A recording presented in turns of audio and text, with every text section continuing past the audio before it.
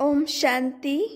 Firozpur city Punjab से ब्रह्मा कुमारी तृप्ता Ben जी साकार बाबा के साथ के अनुभव इस प्रकार सुनाती हैं कि मैं बचपन से ही श्री कृष्ण की भक्ति करती थी। श्री कृष्ण जी के साक्षात्कार प्रतिदिन होते थे और उनसे सम्मुख बातचीत भी होती थी। साथ साथ सफ़ेद लाइट भी दिखाई देती थी और सितारों के बीच खेलती रहती थी। मैं लाइट देखकर बहुत खुश होती थी। मुझे एकांत बहुत प्रिय था। एक दिन एकांत में श्री कृष्ण जी को याद कर रही थी। मुझे अचानक सफ़ेद पोषधारी का साक्षात्कार हुआ। फिर मेरे सम्मुख आकर बोले, बच्ची सर्वधर्मान परित्यज्य। फिर कहा कि सर्व को छोड़ मुझे याद करो। इतने में बहुत सुंदर सुनहरी सफ़ेद लाइट दिखाई दी तथा साथ में श्री कृष्ण जी का भी साक्षात्कार हुआ। मुझे बड़ा आश्चर्य हुआ कि ये सफ़ेद पोषधारी मेरे सामने कौन आया। मैंने तो कभी इन्हें देखा ही नहीं। मैं रोज शाम को ठीक 4 बजे तपस्या में बैठ जाती थी और अभी भी श्री कृष्ण जी आएंगे, परंतु श्री कृष्ण जी की जगह सफ़ेद पोषधारी आया और साक्षात्कार में मुझसे पहले पूछा, बच्ची आप कौन हो। मैं चुप रही। बाबा बोले, आप शरीर नहीं हो, आप एक शुद्ध आत्मा हो। आत्मा अमर अविनाशी है। इस प्रकार बाबा मुझे घंटा भर पढ़ाते रहे। फिर मैं उठकर कॉपी में नोट कर लेती थी। ऐसा लगता था कि यह पढ़ाई कभी पढ़ी हुई है। फिर जैसे मेरा खोया हुआ भाग्य मिल गया। जैसे टीचर रोज पढ़ाने आते हैं उसी प्रकार मैं समय पर जाकर आंखें बंद करके बैठ जाती थी। फिर दूसरे दिन बाबा ने पूछा, बच्ची आपका बाप कौन है। मुझे दूसरा लेसन दिया। इस प्रकार बाबा मुझे रोज पढ़ाने आते थे। जब मैं तपस्या से उठी तो मेरी छोटी बहन शर्मिष्ठा ने पूछा, आप क्या आत्मा परमात्मा शब्द बोलती थी, क्योंकि वह मेरे पास बैठकर सुन रही थी, मगर छोटी थी तो कुछ समझ में नहीं आता था। बाबा जो पढ़ाते थे वह मैं अपनी डायरी में लिख लेती थी। पूरा 1 सप्ताह बाबा ने मुझे पढ़ाया। बाबा जो पढ़ाते थे उसी के आधार पर मैं गीत बना लेती थी। जब अंतिम पाठ में बाबा ने कहा, बच्ची योग करने से सर्व सिद्धियां मिलती हैं, तो मैंने गीत बनाया, योग करे सभी देवी देवा, योग बिना नहीं पावत मेवा। रोज अमृत वेले बाबा ने आकर वाणी सुनाना शुरू किया। रात्रि 2 बजे बाबा मुझे उठा देते थे और वाणी सुनाकर चले जाते थे। दिन रात सितारों की लाइट दिखाई देती थी। मैं सारा दिन खुदाई मस्ती में रहती थी।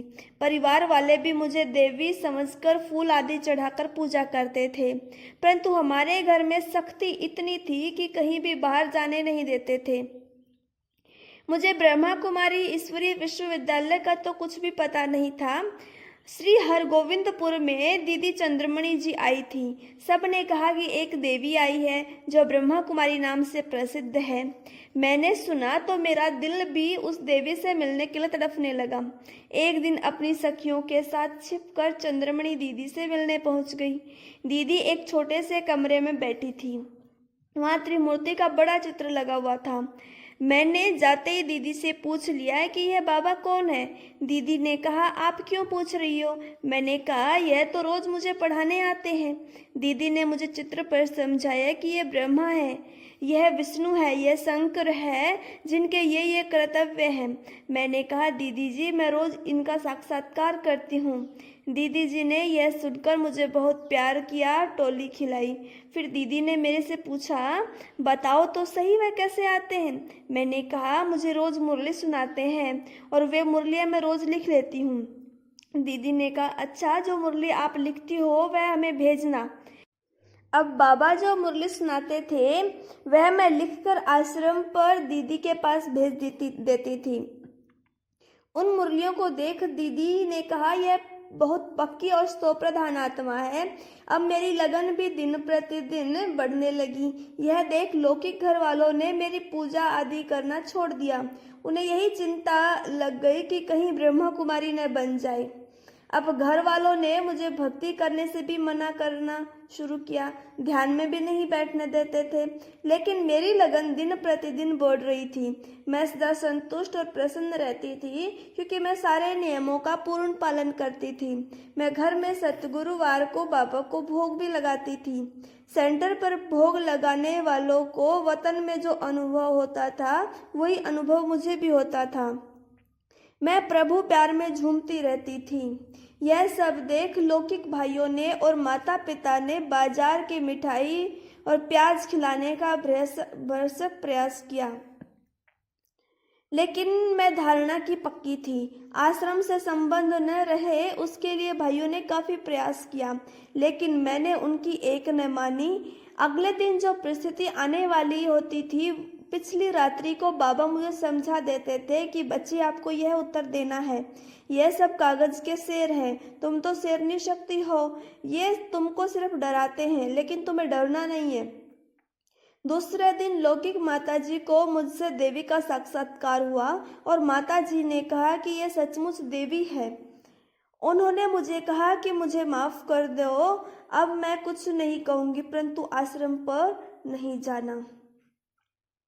एक बार श्री हरिगोविंदपुर में दीदी चंद्रमणि के साथ कानपुर के वकीलों की पार्टी आई थी। मुझे मालूम पड़ा तो मैं जाने के लिए सोचने लगी। घर वालों का चारों तरफ पहरा था और मेन गेट के अंदर माताजी बैठी थी। पिताजी किसी से बातचीत करने में व्यस्त थे। अचानक माताजी की आंख लग गई। मैं चुपके से उतरकर सेंटर पर पहुंच गई। दीदी से और सारी पार्टी से मिलकर वापस आ गई। घर में सभी ने पूछा, तुम आश्रम पर तो नहीं गई थी? मैंने कहा, आप जाने ही नहीं देते, मैं तो बाजू में अपनी सखी से मिलने गई थी। मुझे पता चला कि मधुबन पार्टी जाने वाली है। मैंने लौकिक माताजी से कहा, मुझे मधुबन जाना है। माताजी बोली, तुम्हारे पिताजी तो यहाँ के शहर के सेंटर पर भी नहीं जाने देते, मधुबन जाने की छुट्टी कैसे देंगे? तुम मधुबन कैसे जाएंगी? मैंने सारी रात योग किया। बाबा ने अमृत वेले कहा, बच्ची तुम अपनी तैयारी करके रखना, तुम अवश्य मधुबन जाओगी। माँ द्वारा ही पेपर आए हैं तो माँ ही तुम्हारी सहयोगी बनेगी। सुबह मैं शांति में बैठी थी। माताजी ने पूछा, उदास क्यों हो? अमृतसर संबंधी के पास जाने के लिए तुम्हारे पिताजी से तुम्हारी छुट्टी ले लूंगी। माताजी ने छुट्टी ली, मुझे मधुबन जाने का किराया भी दिया और कहा कि खुश रहना, मैं सारी बात संभाल लूंगी। मैं अमृतसर गई और चंद्रमणि दीदी से जाकर कहा, मैं भी मधुबन चलूंगी। दीदी को बड़ा आश्चर्य हुआ और कहा, तुमको छुट्टी कैसे मिल गई? मैं चंद्रमणि दीदी के साथ मधुबन पहुंच गई। यहाँ पहुंचते ही मुझे ऐसा लगा कि जैसे कि भगवान मेरे लिए ही आए हैं। जब पार्टी के साथ बाबा से मेरा मिलने का टर्न आया और मैं बाबा के पास गई तो मुझे लाइट ही लाइट दिखाई दी। मेरे में जैसे करंट आ गई हो और मैं बाबा की गोद में चली गई। फिर बाबा ने कहा, बच्ची तुम सूर्यवंशी कुल में श्री कृष्ण के बहुत नज़दीक वाली आत्मा हो, बच्ची तुमको टीचर बनना है।